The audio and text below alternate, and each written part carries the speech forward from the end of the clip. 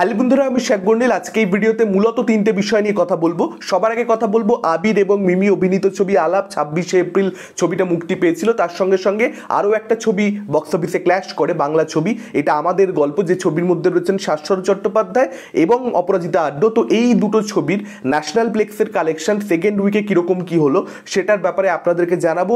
আবারও একবার মেনশন করে দিই, প্রত্যেকটা ভিডিওর মতন যখন যখন বক্স অফিস কালেকশন নিয়ে বাংলা ছবির কথা বলি, ন্যাশনাল প্লেক্সের কালেকশন কিন্তু এটা, হ্যাঁ, অর্থাৎ পিভিআর, আইনক্স এবং সিনেপলিস, এখানে কিন্তু সিঙ্গেল স্ক্রিনের কালেকশন বা লোকাল মাল্টিপ্লেক্সেসের কালেকশন ইনক্লুড করা নেই। অর্থাৎ এখন যে কালেকশনটা আমি বলবো, ছবি দুটোর সেকেন্ড উইকে ডেফিনেটলি তার থেকে বেটার কালেকশন হয়েছে ওভারঅলে। আবির এবং মিমির আলাপ ছবিটা দ্বিতীয় সপ্তাহে ন্যাশনাল প্লেক্স থেকে 9 লক্ষ টাকার কাছাকাছি কালেকশন করতে পেরেছে।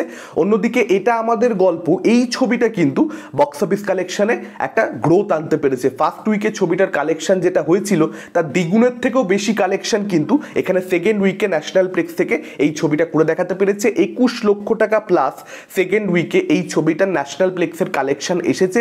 অর্থাৎ 2 সপ্তাহের কালেকশন মিলিয়ে ওই 29 লক্ষ টাকার কাছাকাছি কিন্তু শুধুমাত্র ন্যাশনাল প্লেক্স থেকে দাঁড়াচ্ছে।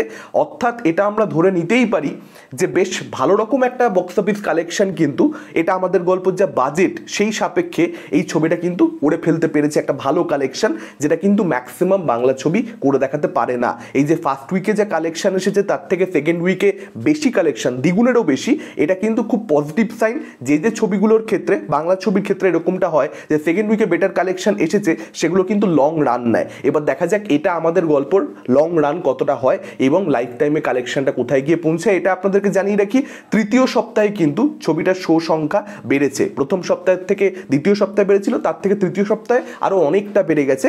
অতএব তৃতীয় সপ্তাহে একটা ভালো কালেকশন কিন্তু আবার আসতেই পারে। বেশি আসে কিনা এটি দেখার মতন ব্যাপার হবে, তার কারণ দাবারু উইন্ডোজের ছবি, তার সঙ্গে সঙ্গে ফেলুদা সুরিন্দর ফিল্মসের ছবি, এই দুটো ছবিও কিন্তু কোথাও একটা বক্স অফিসে ক্ল্যাশ করেছে। সেই ছবিগুলো ডেফিনেটলি অডিয়েন্সের একটা ইন্টারেস্টের কারণ হয়ে দাঁড়াবে। সেখানে দাঁড়িয়ে কালেকশনটা কি এটা আমাদের গল্পর বাড়ে? যদি নাও বা বাড়ে, আমি বলবো যদি একই জায়গাতে, অর্থাৎ আবার যদি তৃতীয় সপ্তাহে 21 লক্ষ টাকার আশেপাশেই কালেকশনটা আসে, সেটাও বা কম কি, এই ছবিটা হিট হবে কেই বা ভাবতে পেরেছিল? সেখানে কিন্তু এই ছবিটা রমরমিয়ে চলছে। এবার যদি দ্বিতীয় বিষয়টা নিয়ে কথা বলি, বাংলা ফিল্ম ইন্ডাস্ট্রি অবস্থা কতটা শোচনীয় আপনারা বুঝতে পেরে যাবেন।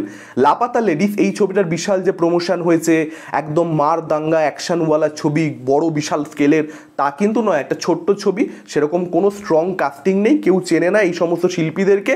পরিচালকের নাম হয়তো যারা একটু সিনেমা নিয়ে চর্চা করে, সত্যিকারের রিয়েল সিনেমা প্রেমী, তারা হয়তো জানে পরিচালকের নাম, তাছাড়া কেউ জানেই না ছবিটার ব্যাপারে। এরকমভাবে ছবিটা হঠাৎ করে রিলিজ হয়। দশম সপ্তাহে এই ছবিটার কালেকশন হয়েছে ন্যাশনাল প্লেক্স থেকে বাংলার 9.5 লক্ষ টাকা প্লাস। আপনারা ভেবে দেখুন, 9.5 লক্ষ টাকা প্লাস, যেটা 90%-এর অধিক বাংলা ছবি আজকের দিনে দাঁড়িয়ে প্রথম সপ্তাহে কালেকশন করতে পারে না। এটা কিন্তু ওটিটি রিলিজ হয়ে গেছে, এই লাপাতা লেডিস ওটিটি রিলিজ হয়ে গেছে, তা সত্ত্বেও দশম সপ্তাহে 9.5 লক্ষ প্লাস। জাস্ট ভেবে দেখুন একটা ভালো ছবি কি পরিমাণ কালেকশন আনতে পারে, কতটা ভালোভাবে শো হোল্ড করতে পারে। বেঙ্গলের অডিয়েন্স কিন্তু লাপাতা লেডিসকে লুফে নিয়েছে। প্রচুর মানুষ ওটিটি প্ল্যাটফর্মে দেখেছে, প্রচুর দর্শক কিন্তু হলে গিয়ে দেখেছে, সেটার প্রমাণ আমরা এখনও কালেকশানে কোথাও একটা পেয়ে যাচ্ছি।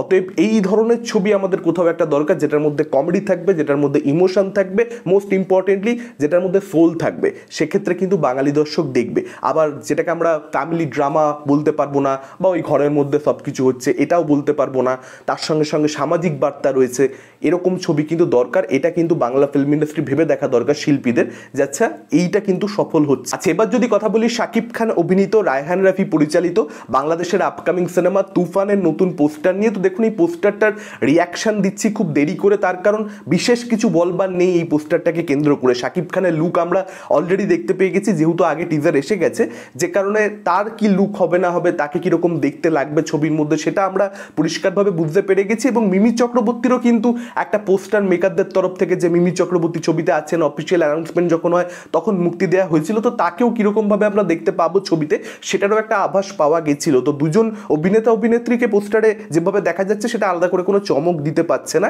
এবং পোস্টারটা এমনি ঠিকঠাক হয়েছে, আমি বলবো না যে খারাপ কিছু হয়েছে, কিন্তু খুব যে আলোচনা করবার মতন বা এক্সাইটেড হয়ে পড়বার মতন না, সেরকম কোনো পোস্টার নয়। নায়ক নায়িকার একটা পোস্টার দরকার হয়। আপনাদের নিশ্চয়ই মনে থাকবে রায়হান রাফি সুড়ঙ্গ ছবির ক্ষেত্রেও সেখানেও তমা মির্জা এবং আফরান নিশো তারাও দেখবেন এরকমভাবে পাশাপাশি দাঁড়িয়ে ছিল, একটা পোস্টার ছিল, সেরকম একটা পোস্টার ডিজাইন করা ছিল। তো সেটাই একটা এই ছবির ক্ষেত্রেও করা হচ্ছে, নায়ক নায়িকাকে সামনে রেখে পাশাপাশি রেখে একটা পোস্টার দরকার, তার জন্যই মেকারদের তরফ থেকে রিলিজ করা। খুব এটাকে নিয়ে আলাদা করে আলোচনা করবার মতন আমার মনে হয়নি, বা আমি খুব এক্সাইটেড হয়ে পড়েছি তা নয়। টিজার যেমন আমাকে সত্যিকারের ছিটকে দিতে পেরেছিল, মানে টিজারটা মানে জাস্ট অন্য লেভেল হয়েছে।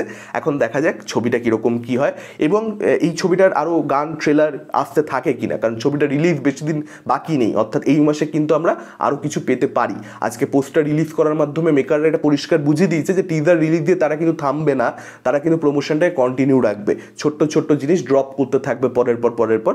দেখা যাক নেক্সট কি আসে। আপনাদের এই তুফানের পোস্টার কীরকম কি লেগেছে এবং বাকি দুটো বিষয় কি মতামত, ডেফিনেটলি আপনারা সেটা আমাদের কমেন্ট করে জানাতে পারেন। এই ভিডিওটা ভালো লাগলে লাইক করতে পারেন, শেয়ার করতে পারেন। আমাদের চ্যানেল নতুন হলে চ্যানেলটাকে অবশ্যই সাবস্ক্রাইব করতে পারেন। আজকের মতন টাটা, চোখ রাখুন পরবর্তী ভিডিও।